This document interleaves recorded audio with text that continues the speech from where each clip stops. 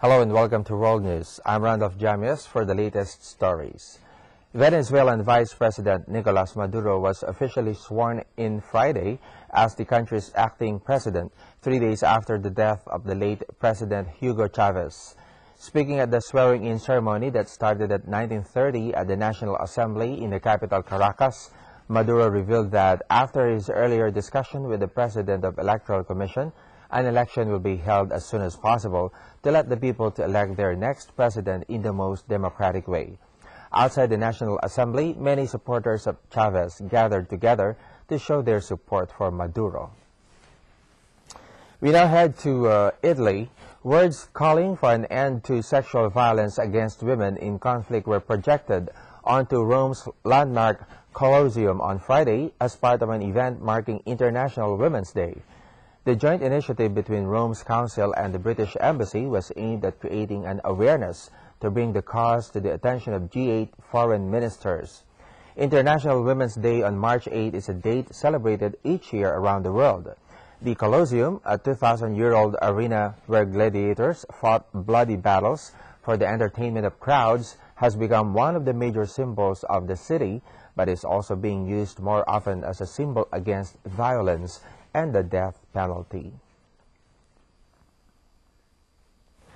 Meanwhile, a fire burned a huge amount of raw cotton in Hasaka City, northern Syria on Thursday. Syrian state television showed thick smoke emanating from the site and the fire raging through huge piles of cotton bags. Rescue workers eventually brought the fire under control. The cause of the fire was not immediately known. Syrian television said the fire caused a loss of more than 2 million Syrian pounds or $20 million US.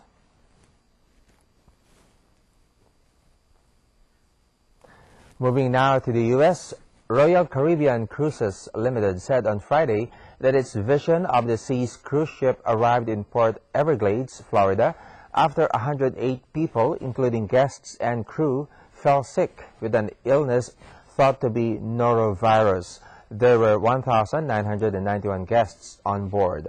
The sick passengers were treated with over-the-counter medication. The ship and the cruise terminal have been thoroughly sanitized, and it will depart later on Friday as scheduled, the company said. This is the latest in a string of unfortunate incidents aboard cruise ships, the most recent being a disabled Carnival cruise ship that was stranded in the Gulf of Mexico for 5 days without power and plumbing. Still in the U.S., in a small town of Florida, a Ukrainian farmer has started to save Beluga sturgeon, the fish that produce the most expensive fish eggs available only for the wealthy, the caviar. The fish is also on the brink of extinction. Let's have the full story. Caviar, one of the most expensive snacks on earth. Fetching as much as $17,000 per kilo, the briny eggs are synonymous with the lifestyles of the wealthy. Caviar is expensive because sturgeon, the fish that produce premium roe, are critically endangered, victims of overfishing and poaching. But in a small Florida town, far from their native swimming grounds in the Caspian Sea, sturgeon species like Saruga, Osetra, and Beluga are thriving. Back in 2003, Ukrainian Mark Savzasky started this aquafarm with the idea of saving the endangered fish and making money in the process. Savzasky wants to revive the caviar industry. When you smell caviar, you should not smell anything except fresh, salty air. And then when you take it in your mouth and start pumping them one by one, you have very, very pleasant, buttery taste. But in Florida, caviar production is no easy feat. The sale of caviar produced by Beluga sturgeon has been banned in the U.S. since 2005 under the Endangered Species Act. For the company to sell the eggs, they need to prove that the farm is actively attempting to repopulate the species in the wild. Head of Aquafarm Operations, Chris Love, says that's exactly what they're trying to do.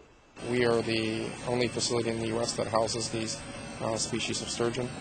And because of this and our interest to expand the species as well as protect and help in reproduction efforts, we have 2 agreements with what are called the littoral states, 2 countries surrounding the Caspian Sea who have been part of the trade for many years. And those agreements are based solely in scientific research to help with repopulation efforts. Another hurdle the aqua farm faces is Florida's warm climate.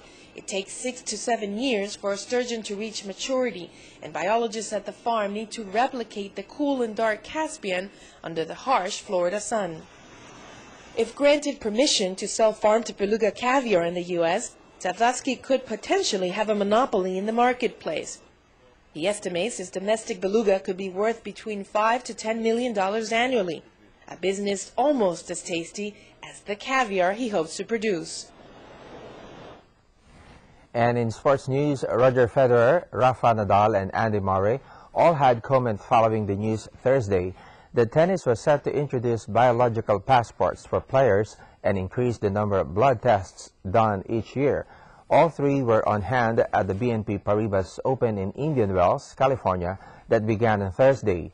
The 17 times Grand Slam winner, Roger Federer, is one of the number of players who has called for the sport to up its anti-doping measures in the wake of high-profile cases in other sports.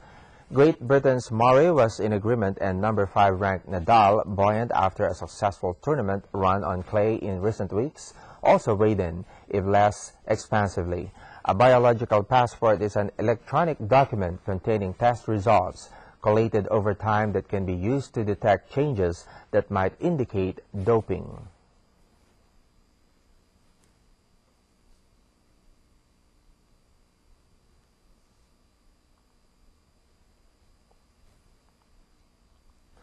And now in golf, looking fully in charge of his game, Tiger Woods fired an outstanding 7-under par 65 to open up a 2-shot lead after the second round of the WGC Cadillac Championship on Friday.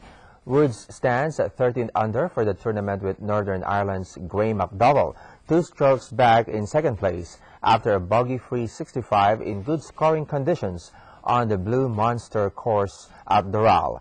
McDowell has not made a bogey in his 36th hole so far, and, unlike his compatriot and world number 1 Rory McIlroy, looks very much at ease with his game. The world number 1 looked far more comfortable from the tee in particular, but paid the price for some sloppy work on and around the greens. But if Woods can replicate his Friday form, he has a great chance of adding to his January victory at the Farmers Insurance Open at Torrey Pines.